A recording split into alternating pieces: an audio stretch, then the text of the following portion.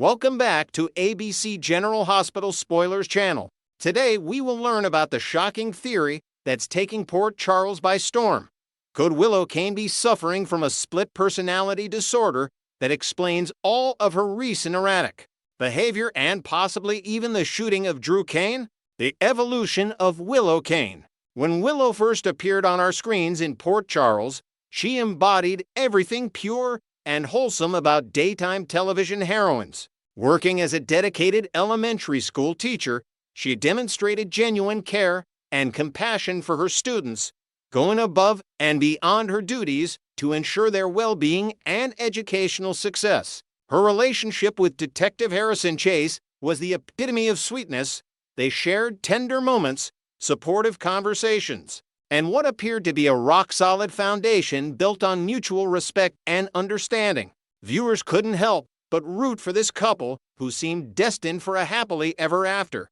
Their chemistry was undeniable, and Willow's gentle nature perfectly complemented Chase's protective instincts as a police officer. However, the trajectory of Willow's character took an unexpected turn when she became entangled with Michael Corinthos. What started as a marriage of convenience, designed to protect Wiley from his biological mother Nell Benson, gradually transformed into what many believed was genuine love. The transition from her relationship with Chase to her romance with Michael was jarring for longtime viewers who had invested in her previous relationship. Despite the controversial beginning, Willow and Michael appeared to build something real together. They created a blended family, welcomed children into their lives, and projected an image of domestic bliss that seemed unshakable.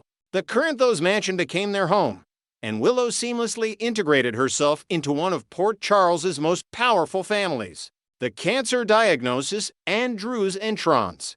The storyline took a dramatic and emotional turn when Willow received the devastating diagnosis of leukemia. This life-threatening illness brought the entire Corinthos and Quartermain families together in support, showcasing the depth of their love for Willow. The search for a bone marrow donor became urgent and desperate, with everyone hoping for a miracle. Enter Drew Kaine, the dashing and heroic figure who would change everything. Drew's involvement in saving Willow's donor proved pivotal to her survival, and this act of heroism planted seeds that would eventually destroy her marriage to Michael. Something shifted in Willow during her cancer treatment and recovery. Whether it was the near-death experience, the vulnerability she felt during her illness, or the gratitude she experienced toward Drew, Willow began viewing him through a completely different lens. What should have been simple appreciation morphed into an obsession that neither she nor Drew could control. The attraction became magnetic, pulling them together despite the obvious consequences and the hurt it would cause to those around them. Willow convinced herself that Drew was her true savior, her knight in shining armor, and that what she felt for him transcended her marriage vows to Michael. The scandalous affair. The affair between Drew and Willow shocked Port Charles society and devastated the Corinthos family. What made their betrayal even more egregious was the reckless abandon with which they conducted their relationship. They weren't discreet or careful. Instead, they engaged in passionate encounters in wildly inappropriate locations. The most scandalous incident occurred in the children's playroom, where Willow and Drew gave in to their desires on the floor surrounded by toys and reminders of the innocent lives their actions would shatter. This location choice alone should have been a red flag that something was seriously wrong with Willow's judgment and mental state. Michael's discovery of the affair was inevitable, and when the truth finally came out, the fallout was catastrophic. The man who had loved Willow unconditionally, who had stood by her through her cancer battle, who had built a life and family with her, was blindsided by her betrayal. The divorce proceedings were bitter and complicated, involving custody arrangements and the division of assets. Throughout this painful process, Willow showed little remorse or self-reflection. Instead, she doubled down on her relationship with Drew, moving forward with their romance as if the collateral damage they'd caused was merely an unfortunate but necessary casualty of their great love story. The wedding day revelation. Drew and Willow's determination to legitimize their relationship led them to plan a wedding despite the relatively short time since her divorce from Michael. They wanted to present a unified front to the world to prove that their love was worth all the pain and destruction it had caused. The wedding day arrived with all the pomp and circumstance expected of a Quartermaine affair. Guests assembled, flowers were arranged, and Willow prepared to walk down the aisle to marry the man she claimed to love more than anyone else. However, Curtis Ashford possessed information that would detonate like a bomb at the ceremony. Just as Willow was about to say "I do," Curtis revealed the devastating truth. Drew had been unfaithful to her with none other than Nina Reeves, Willow's own mother. This revelation was particularly brutal given Willow's complicated history with Nina and the years of animosity between them. The betrayal cut deeper than any knife could, and Willow's reaction was swift and definitive. She left Drew standing at the altar, humiliated and rejected, their relationship imploding in spectacular fashion in front of all of Port Charles's elite. The shooting and trial. In September, Port Charles was rocked by another shocking event. Drew Kaine was shot under mysterious circumstances. The investigation into the shooting revealed few concrete leads, but suspicion quickly fell on those who had motive to harm Drew. The subsequent arrest and trial of Willow for attempted murder stunned the community.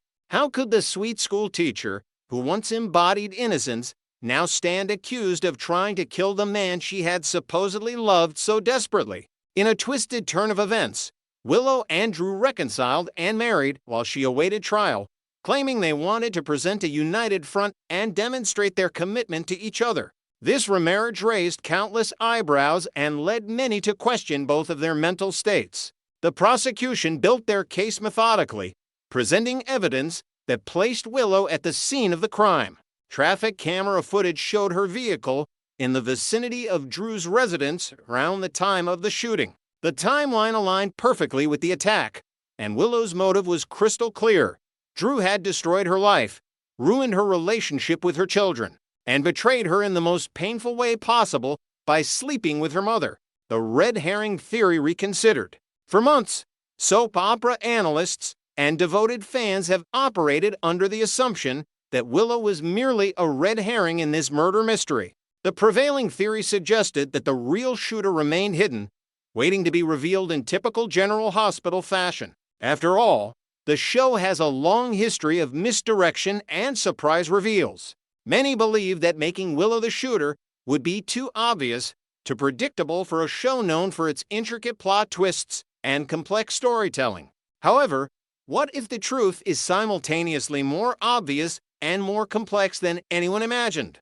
What if Willow did shoot Drew, but she genuinely has no memory of the event because she wasn't truly herself when she pulled the trigger? This theory opens up fascinating possibilities and would explain the numerous inconsistencies in Willow's behavior and story. The dissociative identity disorder hypothesis. The evidence supporting the theory that Willow suffers from dissociative identity disorder is increasingly compelling. Consider her suspicious agreement to lie to the police about her whereabouts on the night of the shooting. When Nina fabricated an alibi claiming they were together on a walk, Willow immediately went along with the deception, rather than correcting the false statement. This behavior suggests either consciousness of guilt or a genuine confusion about her actual whereabouts and actions that evening. Dissociative identity disorder, formerly known as multiple personality disorder, typically develops as a coping mechanism in response to severe childhood trauma. The mind essentially fractures, creating alternate personalities to handle experiences too painful or overwhelming for the primary personality to process. Each alter can have distinct characteristics, memories, and behaviors. Crucially, the primary personality often has no awareness or memory of what the alters do when they take control. Willow's traumatic past. Willow's backstory provides the perfect foundation for developing dissociative identity disorder. She was raised within the Dawn of Day cult, a dangerous and manipulative organization led by the predatory Shiloh Archer. Growing up in such an environment would have exposed young Willow to psychological manipulation, potential abuse, and experiences that could easily traumatize a developing mind.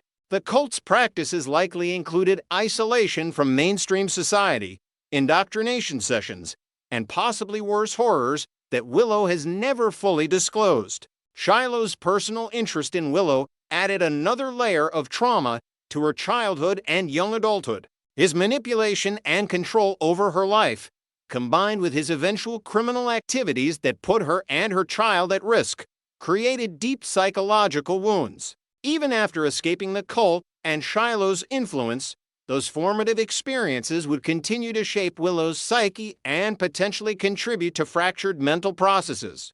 The breaking point. The revelation of Drew's affair with Nina may have been the final straw that shattered what remained of Willow's psychological stability. In that moment, she realized that Drew hadn't saved her life.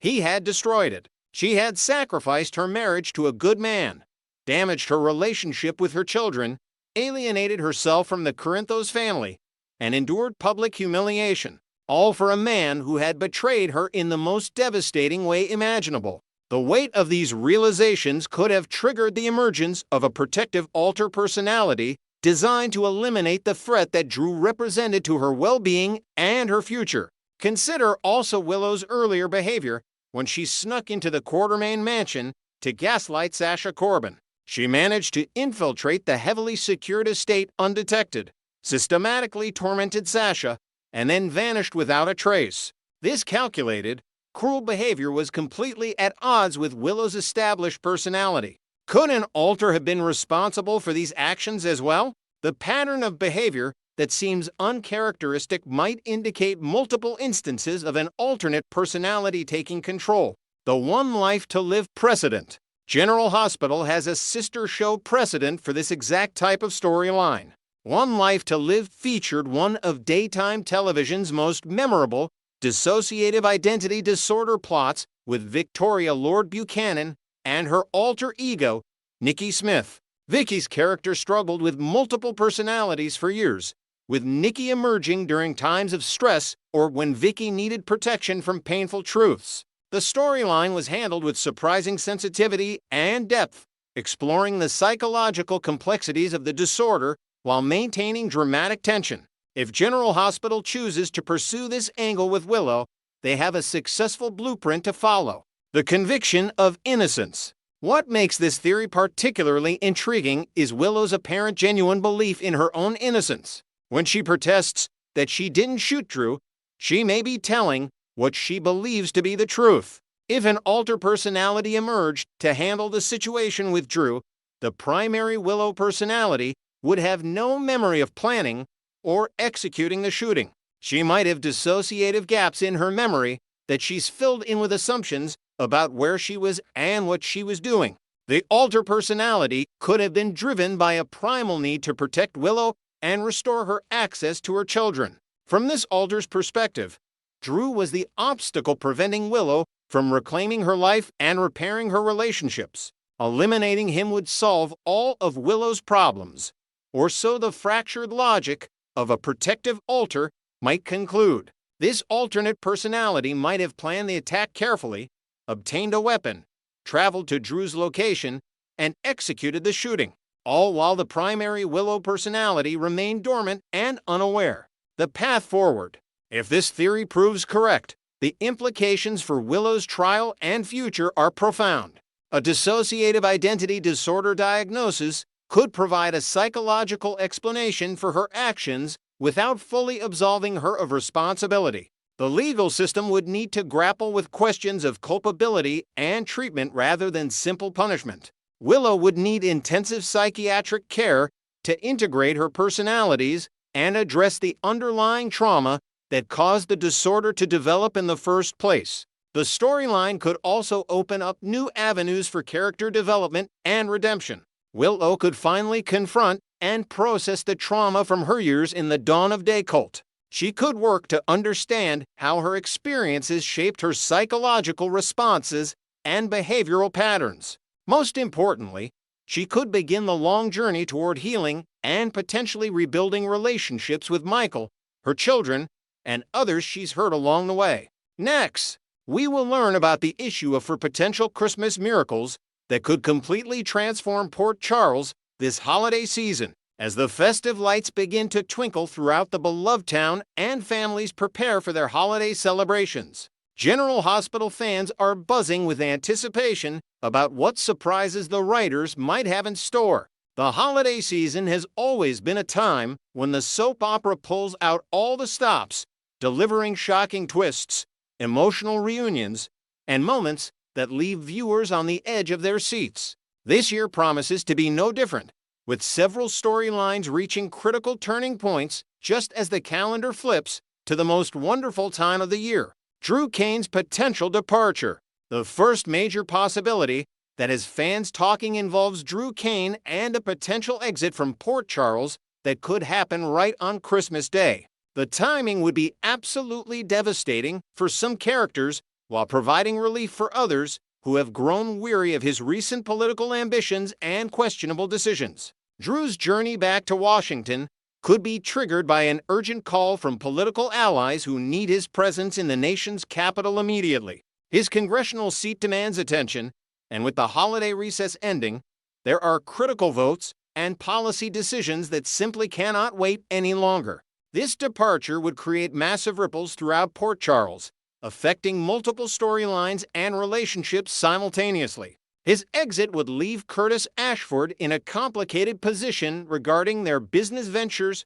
and friendship, while Nina Reeves would find herself questioning everything about their connection and whether she made the right choices in getting involved with him. The timing of a Christmas Day departure would be particularly cruel for Scout, who has already lost her mother and would now face the holidays without the father figure she desperately needs during this difficult time. Drew's absence could also dramatically shift the power dynamics at Aurora Media, leaving opportunities for others to step in and take control of the company's direction.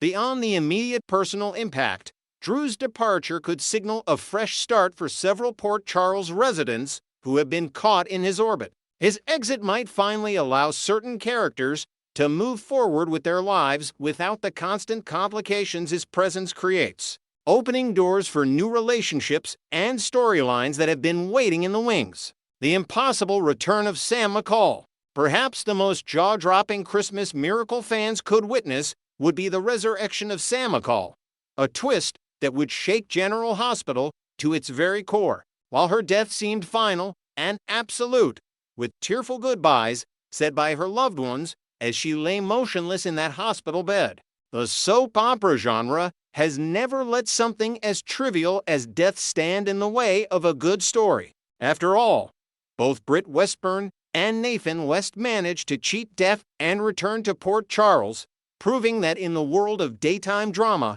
no goodbye is truly permanent. The mechanics of Sam's return could involve an elaborate scheme where she was actually in witness protection, or perhaps her death was faked by a secret organization that needed her skills for a dangerous mission. Maybe there was a rare medical condition that made her appear deceased when she was actually in a state of suspended animation, only to be revived weeks later by cutting-edge medical technology. The possibilities are endless when it comes to soap opera resurrections, and the writers have shown time and again that they are willing to bend reality to bring beloved characters back into the fold. Imagine the emotional tsunami that would hit Port Charles when Sam walks through that door on Christmas morning.